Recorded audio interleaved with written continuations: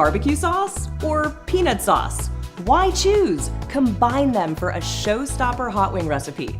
Peanut butter is the surprise guest in this spicy sweet sauce. Lay out your wings on a sheet pan with a baking rack. Bake at 425 for about 40 minutes. Flip the wings halfway through. While the wings are cooking, make the sauce.